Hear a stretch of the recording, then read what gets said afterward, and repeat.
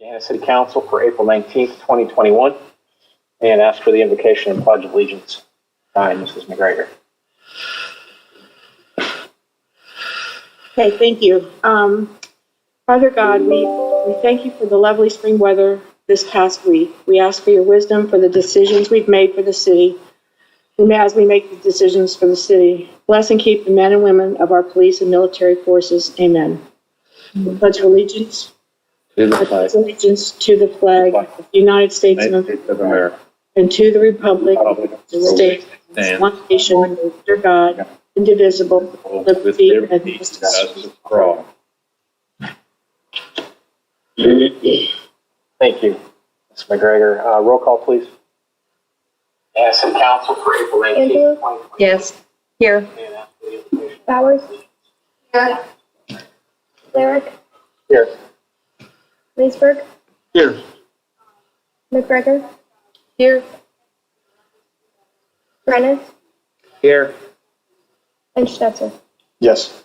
Here. Thank you. Are there any additions or corrections to the agenda? Hearing of visitors, do we have any speaker slips? Crystal? No, I have not received any. Consent agenda, is there a motion to adopt the consent agenda? So moved. Moved by Mr. Renner, is there a second? I'll second. Moved by Mr. Renner, seconded by Ms. Bowers. Roll call? Brennan. Yes. Bowers. Yes. Lyric. Yes. Leesburg. Yes. McGregor. Yes. Schnetzer. Yes. Angelo. Yes. Motion carries. Thank you. Moving to item E, ordinances for introduction and first reading. Is there someone to introduce these items? Mr. Chair, I'll introduce the ordinance for first reading. Thank you. Items under section E have been introduced by Mrs. Angelou. Item F, ordinances for second reading and adoption. We have ordinance 0019-2021, an ordinance determining to proceed with the assessment process for certain real estate for sanitary services for property located at 3737 Hines Road. Parcel ID number 025004321-00. Is there a motion to adopt? So moved. Renner. Second motion. We have a motion by Mr. Renner and a second by Mr. Leesburg. Any discussion?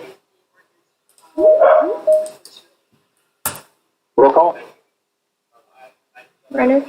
Yes. Leesburg. Yes. Bowers. Yes. Angelo. Yes. Schnetzer. Yes. McGregor. Yes. Lyric. Yes. Motion carries. And we'll move to item G, ordinances. Make sure I'm moving right along here, so I want to make sure I haven't missed something. Moving to item section G, ordinances for introduction, waiver, and adoption. We have one item on section G, ordinance 0025-2021, an ordinance approving and authorizing the execution of a development agreement with Crescent at Central Park LLC, CP Crescent LLC, and Buckles to facilitate the development of a mixed-use project on 41 plus or minus acres located in the city generally to the south and southeast of and adjacent to the Interstate 270 of the Interstate 270 Hamilton Road interchange, and the dedication of 34 plus or minus acres located to the south thereof to the city for use as parkland, and waive second reading. Do I have a motion? So moved. Renner. Second. A motion by Mr. Renner and a second by Mrs. Angelou. I'll open the floor for discussion.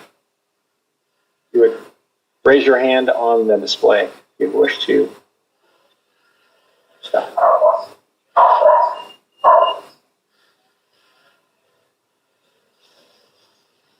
Give me 1 second.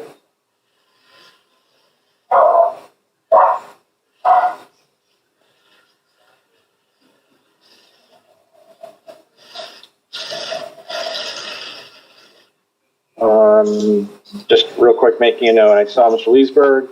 I saw Mr. Schnetzer, but I see your hand is down. I see Mrs. Bowers. Back up. And obviously others may add as well. Just if you would put your hand up, I'll just make a note so I can get everyone in order. At this time, Mr. Leesburg.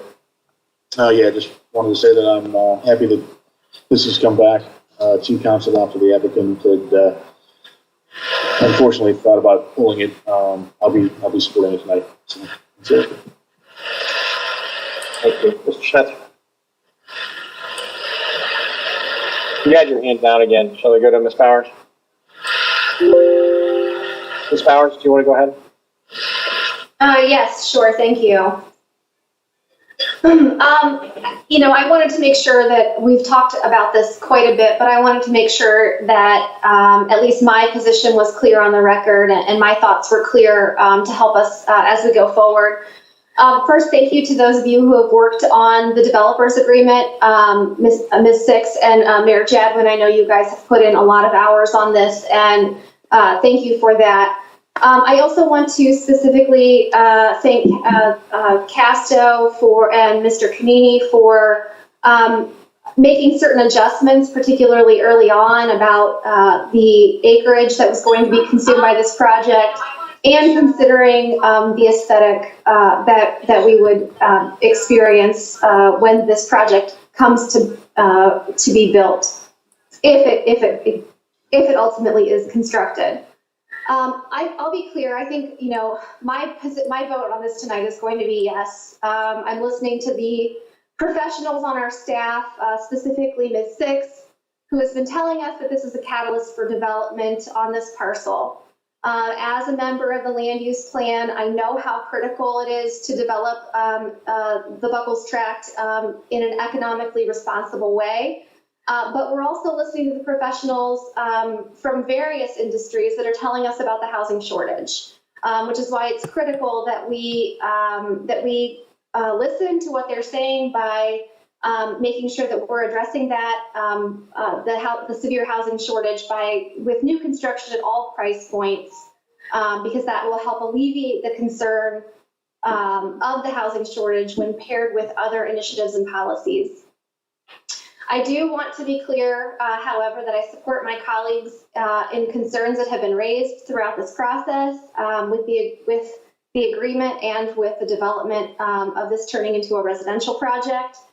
I want to point out that the waiver of second reading is a difficult thing, especially when a lot of us have been running on and presenting ourselves to the community as wanting to make sure that we're getting that we're following processes, that we're not shortcutting things. And this project, though, has been in the public dialogue and the public discourse for months. We've had discussion not just about rezoning, but about the terms of this developer's agreement for months. And so even though I'm not especially comfortable with waiving a waiver of second reading, I do think that the public has had a lot of opportunity to discuss this. Council has had a lot of opportunity to discuss this, which is why I'm comfortable in moving forward tonight. I do continue to express my dissatisfaction with abatements on residential projects. Other communities are not providing abatements on residential projects in Central Ohio. I just was recently talking to a colleague from Pickerington who was shocked. Worthington colleagues have told me that they're shocked that we are abating residential projects. I continue to express my dissatisfaction with property tax abatements on residential projects, especially in consideration of how Issue 12 has structured income tax payments. Overall, I certainly respect the concerns that Mr. Schnetzer raised and appreciate a lot of the work that he put into discussing this as part of our as our finance chair. So that sums up, I think, what the points I wanted to make tonight. Thank you. Thank you, Ms. Bowers. Mr. Schnetzer. Yeah, thank you, Mr. Chair. I guess as this particular item comes to a close, now seems to be the logical time to recap how we got here. The developer's broader vision was first shown or introduced to council over a year ago and was met with a tepid response due to inconsistencies with the city's formally adopted future land use plan. About 6 months ago, it was officially brought forward in the form of a request to rezone as multifamily housing, nearly 18 acres or over 40% of a roughly 40-acre tract of undeveloped land that had an existing commercial zoning. That same parcel, according to the future land use plan, was prescribed to be mixed use with a limit of 20% residential. That recommendation, a limited amount of residential, was primarily for the purpose to sustain service industry establishments like fast casual, restaurants that were catering to office workers during the day, but would likely struggle in the evenings when workers went home. Following a number of concerns raised in committee meetings, the request to rezone was scaled back to 14.4 plus or minus acres, or roughly 36% of the parcel, and pitched to council as the first domino in a larger global project that would usher in future higher value development on the remaining acreage, specifically professional office and hotel, with the expectation that those developments would yield unrestricted general revenues in the form of income tax and bed tax revenue. Additional benefits sold to council to support the rezoning request were items to be included in the developer's agreement, including establishing a new community authority and pro forma TIF revenue projections. Presentations of the pro forma TIF revenue showed an ask from the developer for reimbursement of $1.4 million to offset costs of putting in a stub street and utilities for the benefit of developing the remaining acreage. Recognizing the uncertainties surrounding shifting economic trends in light of the pandemic and seeking to align the financial interests of the developer with those of the city, an ask was made to make the $1.4 million contingent on development of those aforementioned higher value uses expected to yield general unrestricted revenues to the city. The response was that such a provision could be included in the developer's agreement, but that the rezoning needed to occur first, despite an inquiry surrounding the feasibility of making both the rezoning and the developer's agreement companion legislation. That brings us to today, where after making an exception to the 20% residential prescribed in the future land use plan and granting the applicant's request to rezone 36% of a 40-acre parcel, and in turn relinquishing the city's primary point of leverage, as council is being asked to vote on the developer's agreement does not condition the seven-figure reimbursement on developing professional office or hotel. I think the record reflects I've been pretty clear about my overarching goal with respect to this matter, and that is simply to align the financial interests of the applicant with those of the city. It's my view the best way to accomplish this goal is to make the developer's request for the reimbursement contingent on the city receiving future development that is highest and best use. That position may put me at odds with the prevailing view of the development realm. But based on the emails and phone calls I've received over the last several months, it is quite a popular position with the people that matter, the residents of Gahanna who I was elected to represent. So in sum, absent such a provision that links the payment of those dollars to performance by the developer, unfortunately, I cannot vote in favor of this ordinance. I certainly hope that for the sake of the city and the community, that the larger global project unfolds as presented by the applicant, regardless of the outcome. In a couple of months' time, when I'm out knocking doors this summer in pursuit of re-election, I'll proudly stand on a track record of being a stalwart defender of public funds and striving to ensure that this community receives nothing short of a square deal and being in opposition to perpetuating an incentive structure that may skew toward favoring private interests. That's it from me, Mr. Chair.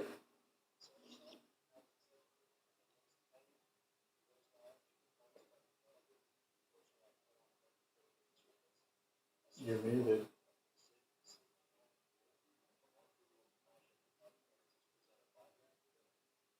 Sorry, I'm sitting here on mute. Didn't realize I put myself on mute. Mr. Renner.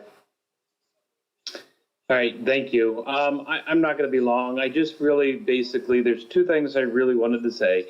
One, this has been actually on the council's agenda for a long time. We've worked through a system. I applaud the administration, mayor, your staff. I applaud the developer, Mr. Kinini. Please, thank you, and thank you for bringing this back. But I also applaud all my colleagues on council. What a lot of people don't, which actually gets to my number two, is that a lot of people don't appreciate the power and the necessity of government and the 7 opinions that we actually have on this council. And I deeply respect each and every one of them, and I will defend their ability to say yay or nay to anything. But we are here at a point. I have really enjoyed this project. I have publicly said several times that I am in favor of this project, and I will definitely be voting with an enthusiastic yes on tonight's vote. Thank you. Thank you. Madam Mayor, do you have input? I see your staff has a hand up. Yes, I'll let Ms. Six respond. Thank you. Ms. Six. Thank you, Mr. President. We have worked a lot on this project, as you know, over the past 5 months, getting it to where we are today. We have run the process. We have vetted the developer. We have vetted the agreement. We have asked our legal counsel for their advice in the Central Ohio region. And I wanted to make clear one point that Councilwoman Bowers brought up as it relates to residential abatement. Per the existing school compensation agreement, there is abatement given under tax increment financing. We, as an administration, are not entirely in favor of offering tax abatement under tax increment financing for residential. And as we move forward throughout the year, I think that you will see a shift in that previous mentality under different administration. We have honored the request of some council members as it relates to the NCA and restating the law for the 40-year. Mr. Schnetzer, I appreciate your comments. And this is a process. This is a process that in Gahanna you will continue to see time and time again as we continue to bring larger development projects to this council. I realize that it gets uncomfortable at times. We appreciate your support. We appreciate the debate. We look forward to bringing more projects to you in the future. Thank you. Thank you. I do have one question myself. My understanding from an email over the weekend was that there was change in language. I've read the language, so I'm looking at clarification to make sure that I have clear understanding of what I am seeing and that it is, anyway, that I've interpreted it correctly. That as I understand the changes, that the NCA description within the Economic Development Agreement will lead us to an NCA structure with a maximum possible, with constraints I understand around the residential, but with a maximum millage of 9 mils, and with an extension possible within the authority beyond the 30 years. Mr. President, that is correct. The short answer is yes on the commercial, no on the residential. But all other things are true, and that's what I can expect from the NCA documentation. Yes, sir. Any further discussion? Oh, I'm sorry, Madam Mayor. That's okay. I actually just wanted to take a moment and thank council. I know we're not there yet, but just given the feedback that I've heard thus far, I know this is, sometimes there are uncomfortable conversations that we need to have. And we all, I think every single one of us feels a duty to the residents of Gahanna. We all consider ourselves to be good fiscal stewards and want to do what we think is in the best interest of the city. They're not always going to align. Sometimes what one person thinks is the best thing to do is not what the other person thinks to do, but that's why we have these meetings and that's why we have these discussions. So I just want to thank all of you for the very honest dialogue that we have. I know that I've been very much in favor of this project. I've not hidden that for the last 6 months. I will tell you that if I bring a project forward to you and ask for your support, it's because I have fully vetted it with our staff, with experts in the area, and have given it a lot of thought and consideration, taking into resident feedback, et cetera. And equally, if there's ever a project that comes forward and I'm not fully supportive of it, I'm betting you're going to know that too. Just knowing me, I don't tend to hide a whole lot of things. So but again, just want to thank you for the dialogue and for the last 4 months. And I'm excited to hopefully move forward with this project very shortly. So thank you. Welcome. I'm apologize. I'm hearing myself. This is. I'm not sure who could go on mute. Okay, if you can still hear me. I apologize. I had a couple of other comments with regard to this. I believe everyone is aware that I was against residential development on this property for very, to me, obvious geographical issues. That still stands. Unfortunately, from my perspective, that ship has sailed. And now the question is, what is a reasonable path with regard to the economics of the area? I don't believe this is a perfect economic development agreement. I do continue to see challenges, but I have to have some faith. I will take that forward. We will see where this goes. Further projects will have a lot of weight depending on where this thing develops. In any case, any further discussion? Roll call. Renner, Yes. Angelo, Yes. Leesburg, Yes. McGregor, Yes. Schnetzer, No. Bowers, Yes. Lyric. Yes. Motion carries. Correspondence and actions, Madam Clerk. We have none. Council. Representatives, the Community Improvement Corporation, Mr. Leesburg. Yeah, we have a meeting tomorrow at 8 a.m. Thank you. Mid-Ohio Regional Planning Commission, Mrs. Angela. Thank you, Mr. Chair. We had the State of the Region. I know I mentioned that the last time, but there was, at our last meeting, we had a little review of that. And the wonderful events that virtually can actually make it.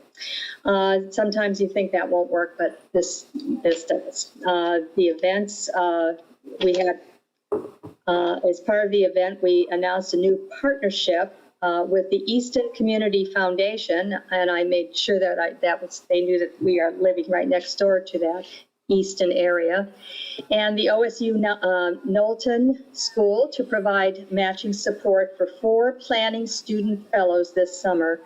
And these Easton Future Vision Fellows will focus on actionable projects to expand and add value to our trails network. And I believe, if I'm not mistaken, Mayor Jadwin, that we are getting one of those 4 from the OSU Knowlton School, and then through the Easton Future Vision Fellows to be working with us this summer.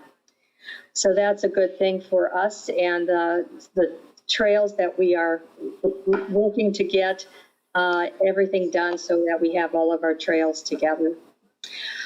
Signing up for governing essentials for local elected officials. That was something that was the Ohio University Voinovich School of Leadership and Public Affairs has targeted. We also have some key actions registry for diversity training. If you're interested in having diversity training at the YWCA, you get a 15% discount because we are members of MORPC. Participation in MORPC's strategic framework, which will be focused is on April 23rd. I'm actually going to be on that particular virtual issue. MORPC Commission Secretary and Dublin Mayor Chris Ambrose Grooms presented the year's nominating committee report, and indeed the election was held and all the positions were elected. This is my final term as president or chair of MORPC, but then I could go for 2 years as past chair. So we have a really good leadership that is working very hard for the Mid-Ohio Regional Planning Commission. We are pleased to welcome Erica Clark Jones, the CEO of Adam H. Board of Franklin County. She provided a brief overview of the behavioral health care services being offered there and how they can remove disparities and systemic racism. Great information for community leaders around the region as a source for residents. MORPC's Ted Gear presented on the Competitive Advantage Projects, which prioritizes infrastructure projects county by county from around the region that advance economic development and have strong local support. And this list is important to share with federal and state officials and to prepare for funding opportunities as we work to support economic growth and more investment. We did pass 2 resolutions to adopt the 2021-22 Regional Data Agenda and to enter into agreement for consulting services to perform a greenways visioning process and community outreach to further the Rapid 5 initiative, of which we're part of that. There we have some updates. Metropolitan Planning Organization, that I will skip that one. Central Ohio Rural Planning Organization, Corpo, is developing a thoroughfare plan for Madison County and a draft for review this summer. And it's also providing assistance with Knox-Morrow Freeway Access Study. The Regional Data Advisory Committee recently completed its update for the 2021-2022 Regional Data Agenda, which was adopted by the Commission. And the agenda includes much of the data and mapping teams' ongoing work, and it highlights digital equity and broadband infrastructure in a new goal. We also received a 2020 census update, which is kind of interesting, with appointment counts expected this month and state redistricting data in September, which might affect next year's primary election dates. There are updated census geography files available through MORPC, and also reference with potential changes to how metropolitan statistical areas and urban areas are designated. So that's an interesting part of that. Regional Policy Roundtable, the legislative update touched on the American Jobs Plan with $2.3 trillion proposed for a range of programs, including bridges, highways, and street modernization, EV charging, Amtrak, expansion of broadband and affordable housing. The American Rescue Plan was also signed into law, which includes $350 billion for state and local governments. More guidance on the distribution of that funding will be coming. The state transportation budget was signed into law, which includes $70 million in transit funding for the first time, $2.6 million for rural transportation. Sustainability Advisory Committee process is being made on the regional sustainability agenda and the conclusion of recent stakeholder engagement process. The agenda will come from the Commission for approval in June. Air Quality Awareness Week is the first week of May, after MORPC is partnering with OSU Planning Students to Technical Assistance of Sustainability 2050. We have a few things that are coming up. We have an open conference on freight, and I'll be on with the Regional Housing Strategic Speaker Series. That'll be Friday. And today I just got something which states a kind of a sadness for our government in Ohio and our congressional delegations to the federal government.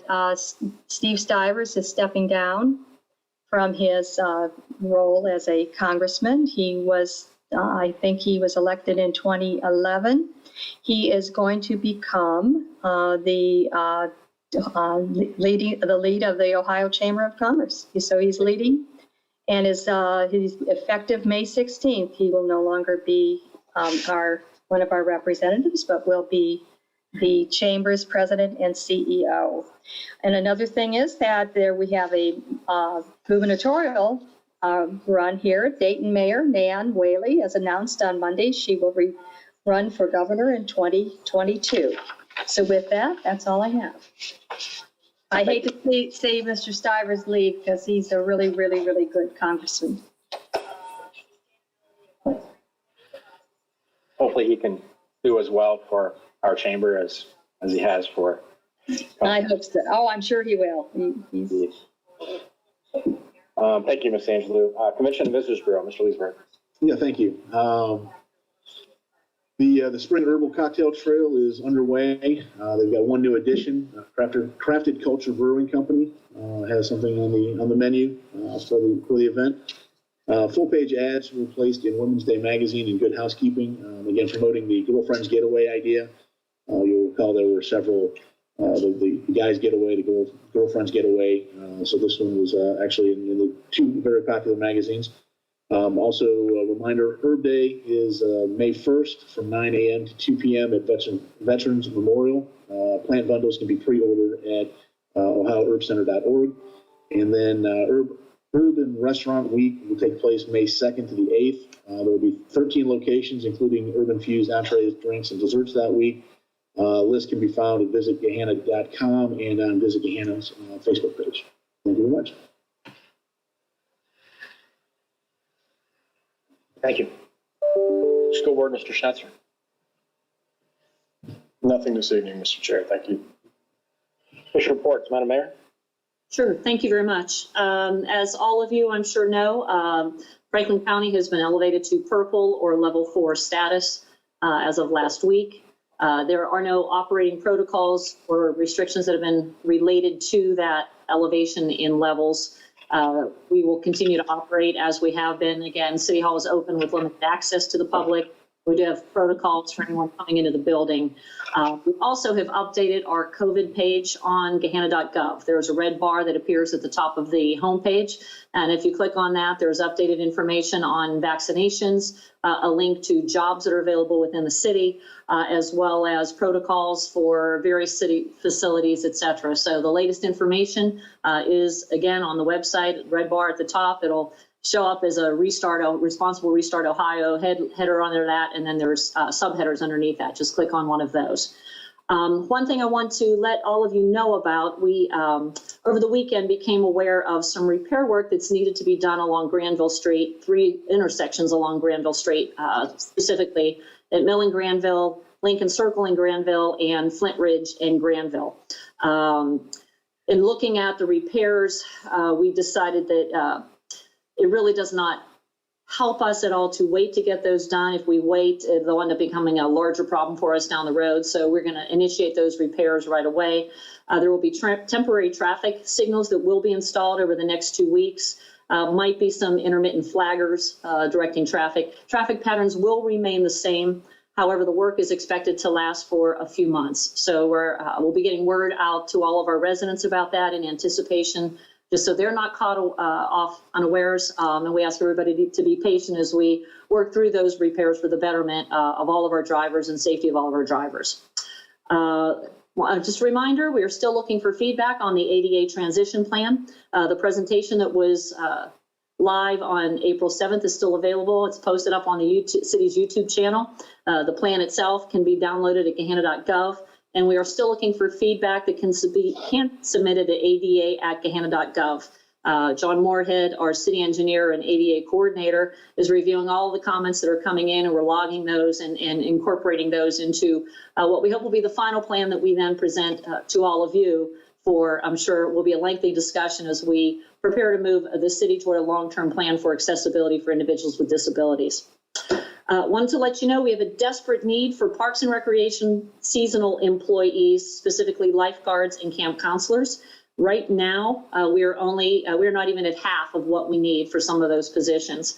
And as you know, we need those positions to be filled in order for us to conduct camps and to open our pools. So if you know anyone who is looking for summer employment, please direct them to Gahanna.gov. Again, we were looking for lots of able-bodied individuals to help us with our pool operations and our camp programs this summer. We're excited about a new partnership with SWACO. It's a secret, can't tell you yet, but look for information to be shared on that later this week, perhaps early next week. Karen Wester has been working very closely with the SWACO communications team, and they are driving that bus. But we're very excited about what that program will do for Gahanna and our sustainability efforts. So keep an eye out for that information. Speaking of sustainability, Thursday is Earth Day. Make Gahanna Yours is actually hosting a series of volunteer opportunities on Saturday. It's to commemorate Earth Day, in particular a community cleanup day. Litter pickup day. So you can go to their website at makegahannayours.com and sign up to volunteer for that, to help out if you'd like to do that. Also, just wanted to touch base because I've been getting some questions from the community about the American Rescue Plan. So far, we still are awaiting official confirmation on what amount we will receive from that program. Everything right now is just estimated. And as we all know, with government, things can change on a dime. So until it's actually official and we receive confirmation on that, we're not going to have a detailed discussion about that with council. Our funds will be coming from the federal government to the state and then get distributed from the state to us. So they'll be going through the office of OBM.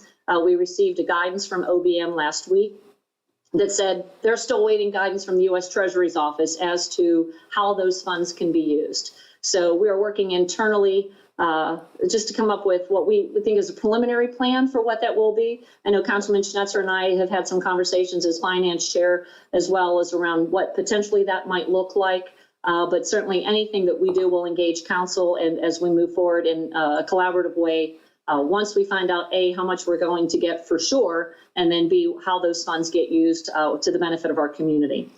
And then finally, Columbus Metro Library. Oh, Karen, question? No, I haven't. It's not really a question. I'm going to be on a webinar tomorrow on MORPC American Rescue Plan, so we might find out something. Yes, I'm on that as well. Yeah, OEDA did one last week as well. And then they actually did two. And there was also one on the governor's budget. Lieutenant Governor Houston was on that. And there was some discussion of the ARP at that point too. And right now everybody's just saying, well, we don't have any guidance yet. You know, here's generally the 4 buckets in the plan, but until we get the guidance, we'll just kind of wait and see. We need the U.S. Treasury to issue that. We'll see what happens. The last thing I was going to note for all of you, as you all know, the Columbus Metropolitan Library, I was going to say Metro Library, is going to be constructing a new Gahanna branch here. And on Friday, I received just a projected timeline from Patrick Lazinski from CML. And just to we'll again be putting this out to the public, but just kind of as a heads up, they are looking to close the existing branch sometime late May, early June of this year. And they will be transitioning their operations to a temporary location in Hunters Ridge. They expect that transition to happen and be completed and reopened by late June. And they hope to have the whole branch completed and ready sometime in 2022. There's a more definitive timeline there we'll be sharing with the public. But just so you know, if you have your favorite books at the Gahanna Library, get them out late May, early June. Otherwise, you might have to wait 30 days to head over to Hunters Ridge. So very excited about that project. I know there'll be some groundbreaking events coming up. I'm sure we'll be involving all of you in that as well. And very excited about that project. If you've not taken a look at the renderings that they shared, I think it was back in January, they also, I think, are available online. But fantastic project for the community. I know the Gahanna branch is beloved by our residents and looking forward to seeing that new building on our landscape here. And that's all I have. Thank you. Thank you. City Attorney, Mr. Malarski. Thank you. I have nothing further to add except for I really hope to see a lot of people out there on Saturday with Make Gahanna Yours. I plan on being there and trying to make Gahanna a little more beautiful. We got lots of sculptures out there we can fill up with trash. And I know that that's one of the reasons why those sculptures are out there. So I would encourage everyone to come out and help. That's all. Thank you. Council comments. Mrs. Angeli. Well, I'd like to know, today we're not doing the gallery. Is that true for everybody? Is it just me? Because I see the screen. Yeah, I only see. Oh, I see right now. I see you, Mr. Renner, Mrs. Bowers, Ms. Six, Mrs. Jadwin, Mr. Schnetzer, Mr. Leesburg, and Mrs. McGregor. I don't see her face. But I only see you, Mr. Larrick. I did was so like. Sorry. Tim, you only have eyes for Brian. It wasn't our typical gallery, and I didn't know if I had come in at a different place or something that was making this wrong. Well, that's all I need. Okay. I don't know if this is better or worse because you can see people when they're talking. I just want to say I'm happy that we're moving forward with the Crescent. And, I think it's, if everything we could know perfectly be ahead of time, that everything was going to run perfectly beautiful and wonderful, wouldn't that be great?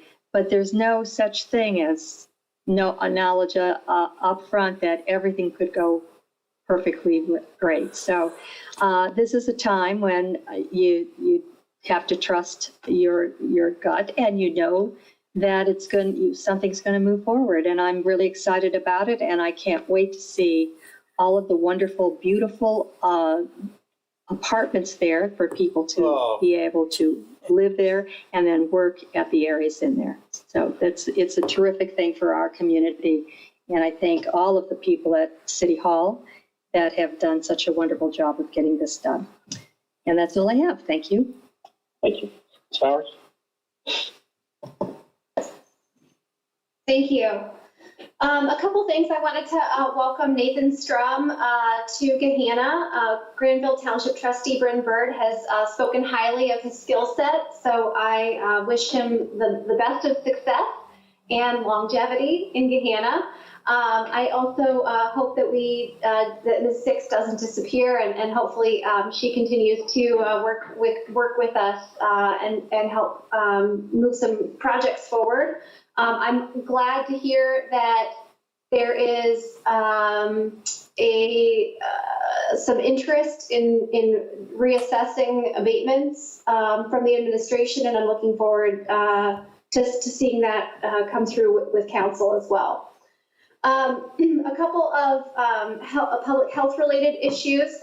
Vaccines, COVID-19 vaccines are now available for all people all over the age of 16. If you make the decision to take a vaccine, Columbus Public Health has Pfizer available through their drive-through program at the Celeste Center. It's important to note you do not need to have insurance, and to receive the vaccine is free. So if you choose to do that, you can easily sign up through Columbus Public Health, their website. Also on the health note, this week is National Infertility Awareness Week. 7.3 million Americans are facing infertility. No matter what race, religion, sexuality, or economic status you are, infertility does not discriminate. Anyone can be challenged to have a family, and I know it has affected some of my neighbors and friends right here in Gahanna. So if you would maybe learn something new about reproductive medicine, and hopefully we can support our friends and neighbors through any issues they have in planning a family. I did have one follow-up question, and maybe Mr. Leesburg can follow up with me on this. I have been trying to find CIC minutes just to be aware of what's been going on with CIC. I've not been able to locate those, so maybe that's something that we'll be able to work through and obtain in the future. That's all I have today. Thank you. Thank you. Mr. Leesburg? Nothing this evening, thanks. Mr. Renner? I just had another great weekend of riding my bike around, and Saturday it's a little cloudy, maybe a little cooler. Yesterday was really nice day. Looking forward, I know everybody's been looking at the weather a little bit, and noticed Wednesday the high is 43, and we may even have a little bit of white stuff. But I just really implore people to keep going outside, keep going and enjoying our parks. It is really a wonderful thing that we have here in Gahanna. And I did take a picture of some fish in the Big Walnut Creek and shared that with my council colleagues. And I believe one of them was sort of taunting Mike Snetzer, who believes himself to be a big angler. I don't know, man. He's out there waiting for you. We'll get him, buddy. We'll get him. That's all I got. Thank you. Mr. Schnetzer? Yeah, thank you, Mr. Chair. Appreciate Councilwoman Angelou calling attention to the retirement of Representative Steve Stivers. I too saw that in the news today. Not only is his retirement regionally significant, but I'm not sure how many of you are aware that Mr. Stivers, along with Dutch Puppersberger from Maryland, serves as the co-chair of the bipartisan House Municipal Finance Caucus. Mr. Stivers has long been an advocate for state and local governments in Congress, which is not exactly the most influential of interest groups, but it is nonetheless a critical component of the daily life of every citizen, as I'm sure you can all attest to. So thank you to Mr. Stivers for his advocacy through the years. That's all for me. Thank you. Mrs. McGregor? Nothing to add tonight. Oh, goodness, you need no time to prepare.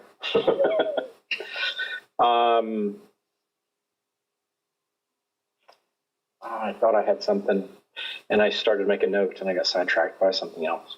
That's all. I don't have anything this evening. Thank everyone for your time. We do have a note for executive session. I do not have an item for executive session this evening. I don't believe the mayor or Mr. Malarski has requested anything.